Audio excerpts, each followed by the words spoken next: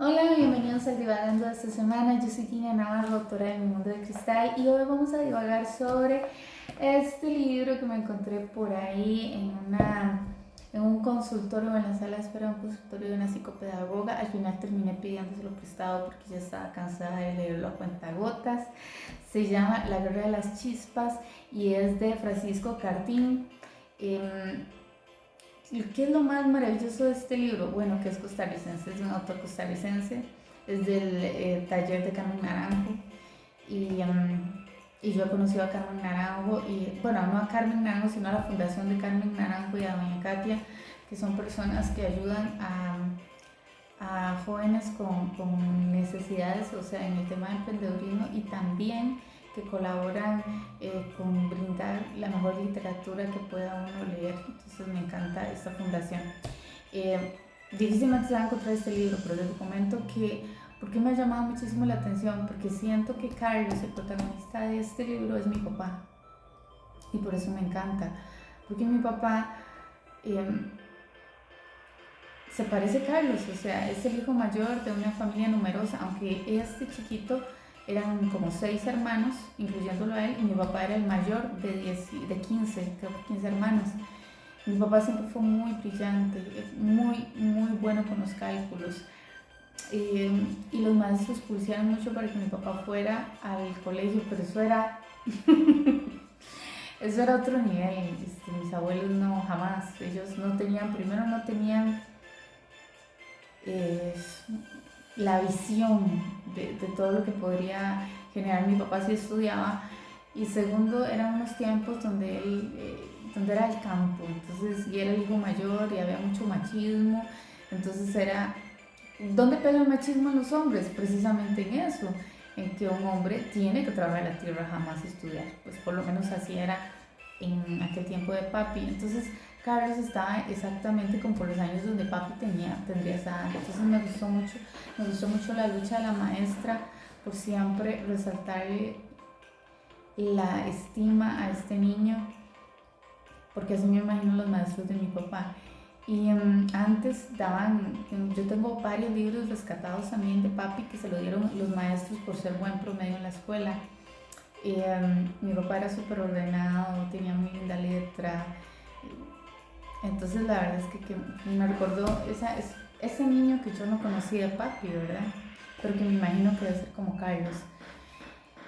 ¿Qué cuenta esta historia? Bueno, cuenta la niñez de Carlos, de cómo él se fue desarrollando, qué clase de niño era, cómo se relacionaba con sus padres, con sus hermanos, con sus amigos, con sus maestros, con su entorno. En aquel tiempo él vivía, pues él era un niño de ciudad, ¿verdad? Era de Plaza Víquez, tal vez no, sí tenía bastantes necesidades y yo creo que en el campo hay más necesidad. Lo que pasa es que en el campo como que todos son una gran familia, en la ciudad son como más alérgicos a ciertas cosas. Entonces, aunque sí tuvo mucha ayuda y todo, creo que en el campo le hubiera ido mejor a Carlos en cierto punto, ¿verdad? Ya después con el tema de estudio, no, pero bueno. Entonces, 3 puntos importantes que quiero resaltar de este libro. El primero es que el estudio es sinónimo de amor. Eso se ha perdido un poco porque hay muchos jóvenes que dan por sentado que los papás le tienen que pagar el estudio. En mi caso, pues yo salí de la escuela y yo sabía que nos iban a pagar el estudio, pero yo sabía que del colegio no nos iban a pagar el estudio de la universidad. Ya, por eso mis papás muy sabiamente nos mandaron a un colegio técnico para que saliéramos con alguna carrera y de ahí pudiéramos nosotros trabajar nuestro estudio a la universidad si era que estábamos interesados en ello. Entonces, eh, para mí sí, es un regalo, pero creo que también eso tiene que de alguna manera incentivar a nuestros papás. Y yo recuerdo que papi y mami lo decían mucho. Mamita, papito, ustedes aquí van solos, con esto yo los defiendo, esta es mi forma de decirles, esta es como una herramienta de trabajo para ustedes. Y así siempre lo vi, yo nunca vi que era una obligación de mis papás pagar la universidad. Eh, Más bien siempre lo vi como una bendición de que pudieran pagarnos el estudio del colegio, porque cuando yo salí de la escuela me acuerdo que, bueno, no recuerdo exactamente cuántos éramos, pero podríamos haber sido 20 o 18. Y de esos estudiantes, solo cuatro, solo cuatro fuimos al colegio. Solo recuerdo a Inés, que en este momento ella es enfermera, yo, que ahorita soy escritora, y Diego, que siempre fue como el más verde, y él, bueno, hasta donde yo sé, se hizo empresario, o sea, tiene su propio taller, pero no me acuerdo de qué será, no recuerdo qué será. Y había otro, pero no recuerdo quién era. Ah, bueno, no, mi primo Josué después sí estudió, pero inmediatamente no lo pusieron al colegio, porque en aquel momento tampoco. Entonces, sí sé que éramos cuatro, pero no recuerdo cuál era el otro. Pero imagínense, en esos tiempos tampoco. Hoy en día yo creo que ya será cuestión tal vez de uno o dos que tal vez no estudien, pero inclusive en mi pueblo, en el llano de Los Ángeles, ya está un colegio. Entonces es una gran oportunidad. El punto es, qué increíble, ya se me fueron 6 minutos y apenas voy por el punto 1. Bueno, es sinónimo de amor, porque es una herramienta de trabajo el estudio y nos va a permitir salir adelante. A mí me permitió el estudio poder pagar un apartamento, poder costearme las cositas que uno quería comprar, poder buscar diferentes oportunidades, y la verdad es que el estudio de secretaria sí me dio muy buenos trabajos, y los agradezco mucho también, los agradezco mucho. Segundo punto, la escasez de recursos económicos. Bueno, eso se veía mucho, y se veía mucho con la ropa, con los juguetes y con la comida. Carlos siempre añoraba juguetes que otros tenían, pero pese a ese deseo, siempre que tuvo en algún momento, no sé, confites o chocolate, siempre pensaba en su familia. De alguna manera pensaba en su familia. Creo que solo hay una situación en la que él pensó en él mismo, y bueno, y se vale, ¿verdad? Era un niño. La tercera, que me llamaba mucho la atención porque también es algo que se relaciona conmigo misma, fue la enuresis nocturna. No sé si saben de qué trata. Bueno, es cuando los niños mayores de 5 años, 6 años, todavía se siguen orinando en la cama. Y eso le pasaba a Carlos. ¿Por qué me identifiqué? Bueno, porque yo era una niña así.